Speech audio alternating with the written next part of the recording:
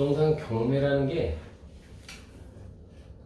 이제 항상 처음에 시작할 때 말씀을 드리고 해요.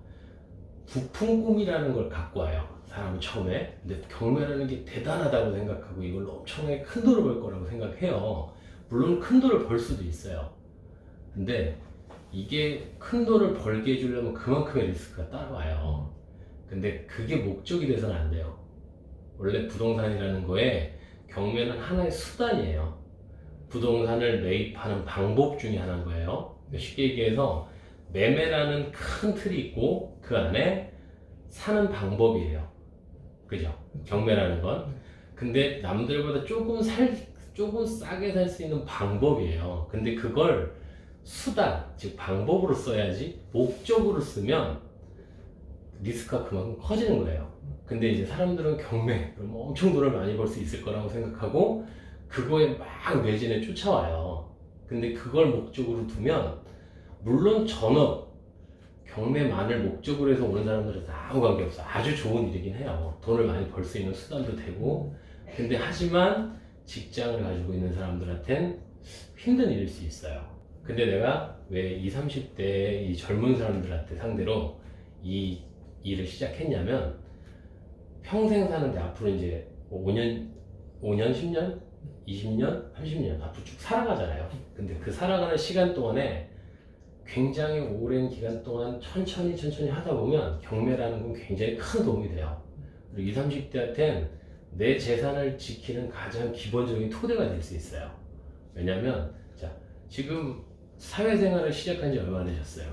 지금 아예 처음부터 한 걸로 치면 3년 되셨죠. 그러면 지금 내가 사는 집 정도 구해봤죠? 네. 그쵸? 그럼 집 구할 때 어떻게 했어요? 그냥 부동산 가서 그렇죠. 부동산 가서 부동산에서 구해주니까 네 그러고서 복비 지불하면 끝. 네. 그죠? 그때 등기부등본 보여주니까 그럼 끝났죠. 네. 근데 그 등기부가 진짜 괜찮은지 안 괜찮은지 내가 확인하지 않았잖아요. 네. 복비만 주고 끝났잖아요. 근데 뉴스 같은 데 봤죠. 그런 데서 사기당하기도 하고 속기도 했죠. 네. 근데 그 재산이 나한테 전 재산이었을 거 아니에요. 물론 그게 내 돈이었을 수도 있고 부모님이 준 돈이었을 수도 있지만 그 사람들이 정말 작정하고 나한테 사기를 쳤다면 속았겠죠. 근데 20살에 나한테는 그게 전 재산이었을 거란 말이죠. 근데 그걸 지킬 수 있는 힘이 나한테는 없었어. 그냥 부동산을 믿을 수밖에 없었고 다행히 안 속았잖아. 네. 그래서 그 재산을 지킬 수 있는 건 부동산을 알아야 되는 거예요. 근데 그 부동산을 알기에 경매라는 걸 알면 더더욱더 그리고 앞으로 살아가는 데 있어서 물론 이제 결혼이라는 생활도 생길 것이고 앞으로 생활의 변화가 생겼을 때 경매를 알면 최악의 순간을 막을 수 있어요. 그래서 내 재산을 지킬 수 있기 때문에 경매를 배우는 거고 그리고 거기에 하나 더 내가 열심히 일을 해서 돈을 벌죠. 네. 부가적으로 내 돈이 또 일을 해요. 그러면 돈을 벌 수 있잖아요. 내가 열심히 일해서 돈을 버는 건 직업 그리고 내 돈이 일을 하는 건 뭐예요? 재테크, 부업이죠. 내가 열심히 일을 안 해도 내 돈이 알아서 나 놀 때 일을 해줘. 그럼 어때요? 부가적으로 돈을 벌 수 있잖아요. 내가 한 달에 300을 벌어. 근데 내가 일을 하지 않아도 얘가 100만 원을 벌어와. 그러면 한 달에 400만 원을 버는 게 되죠. 그럼 1년이면 얼마야? 1200만 원을 더 버는 거야, 남들보다. 그게 남들이 벌어보는 시간보다 더 빠른 시간에 내가 내 재산을 불려나갈 수 있는 길이 되죠. 근데 남들보다 싸게 사서 그만큼의 수익을 더 얹어낼 수 있다고 더 좋은 거 아니겠어요? 그렇죠? 똑같은 1200만 원을 남들보다 내가 좀 더 싸게 사서 벌면 좋은 거 아니야? 그죠? 그럼 수익률이 늘어나는 거잖아요. 네. 그래서 경매라는 걸 하는 거예요. 근데 가장 여기서 또 핵심적인 건 내 무기를 만들어 주는 거예요. 자, 어떤 무기냐면 직장이 어디시죠? 지금?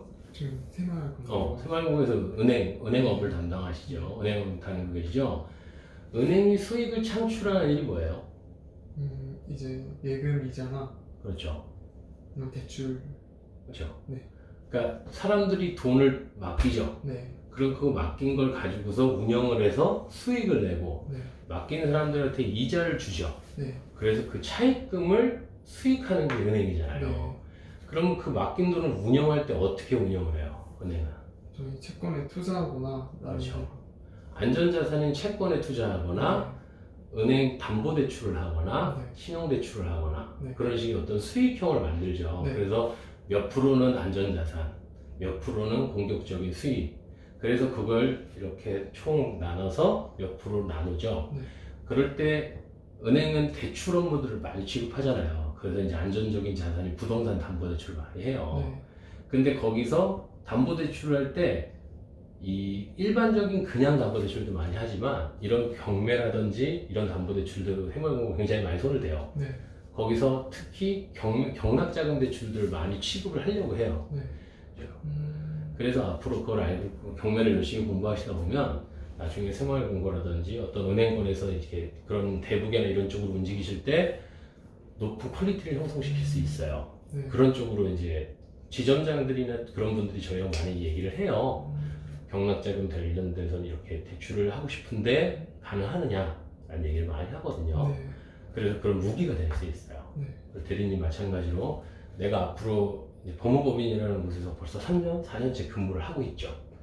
그럼 법무법인이라는 곳에서 맨날 서류 처리만 하고 이런 거 하는 것보다 내가 어떤 분야에 대해서 정확하게 그것만 가지고 있으면 어느 법무법인이든 취직하는 데 있어서 최고의 무기가 된다고 했잖아요.